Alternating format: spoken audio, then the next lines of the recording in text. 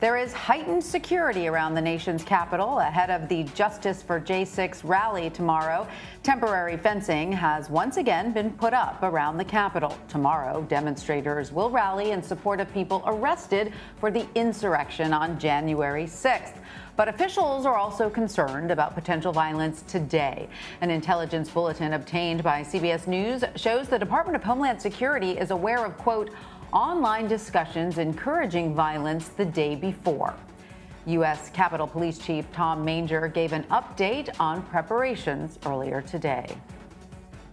Our mission tomorrow is our mission every day, and that is to protect everyone's rights to free speech and to allow them to lawfully demonstrate. And again, we are planning for a safe event tomorrow.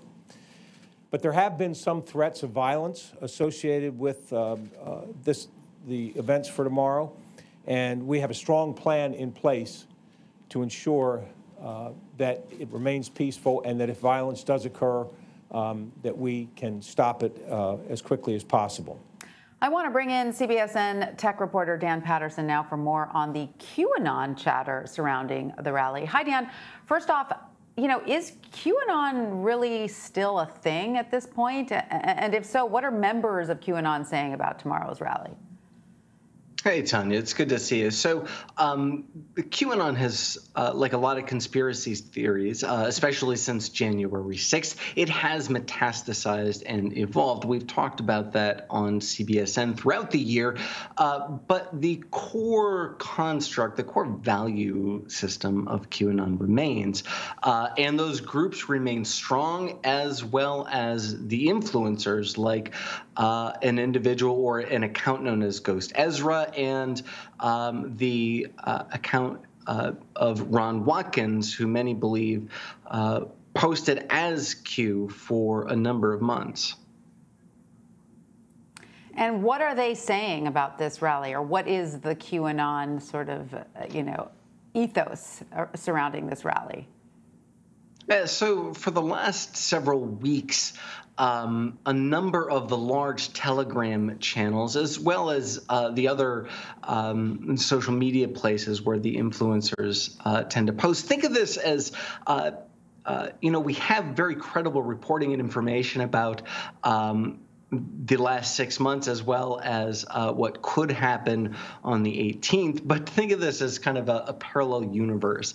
And many of the influencers within this community have been saying that this is a hoax, a setup, a honeypot by the FBI and Antifa in an attempt to make QAnon and supporters of the president look bad. Now, again, remember, disinformation and lying, misinformation and misleading is kind of core to a lot of these conspiracies. So it is this meta conversation wrapped around the realities and the facts that we have right now. Right.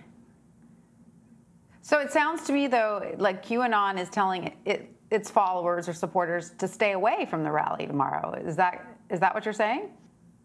Yeah, in fact, Ron Watkins, who now has amassed about 400,000 followers on Telegram, he has a very active chat going and posts very regularly saying, do not attend. This is a honeypot. Now, this isn't to say that people won't attend, and it's not to say that there aren't real threats associated with this and other events, but it is tying into this larger narrative that is that those who were the actual conspirators and often criminals involved in January 6th and since then are actually persecuted. That is kind of the narrative that they're trying to spin here, and it is tied to this "don't go, it's Antifa and it is liberals trying to make us look bad" narrative. Again, it is designed to be confusing and to speak to the true believers who can really understand and decipher this jargon for themselves. And so, Dan, what about other conspiracy movements or other groups, for that matter? What are they saying online about tomorrow's rally? Well, what's so interesting Tanya, is that we see very similar rhetoric echoed across different communities, including extremists and violent movements like the Oath Keepers and the Three Percenters. And we see the same rhetoric echoed in people who kind of represent mainstream conservatism, like Ben Shapiro. And very recently, yesterday, we saw President Trump repeat the same "this is a setup" rhetoric, and he used very similar language to what Roger Stone has recently said. So, Tanya, the real important thing here is that this shows a through line, a direct connection from conspiracies that metastasize on social media directly up to the former president of the United States and his cohort.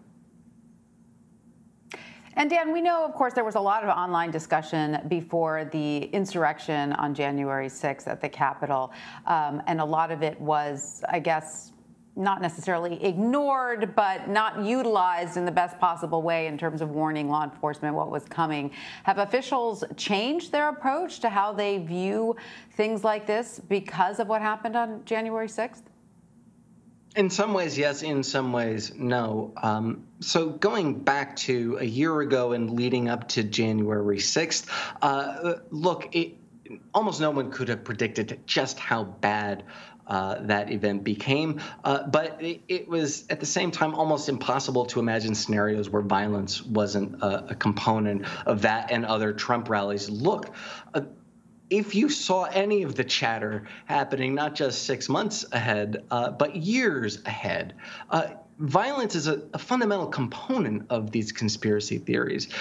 What they're trying to do is create a really hyped event here that makes the media kind of look foolish. It is a component. Disinformation and lying is a strategy to kind of get us to trip over ourselves in over-covering events like this, when really it is tied to this larger persecution narrative that many of these conspirators have. All right. Well, Dan Patterson, thank you so much for joining us and shedding a little insight on that online chatter. We appreciate it. Good to see you.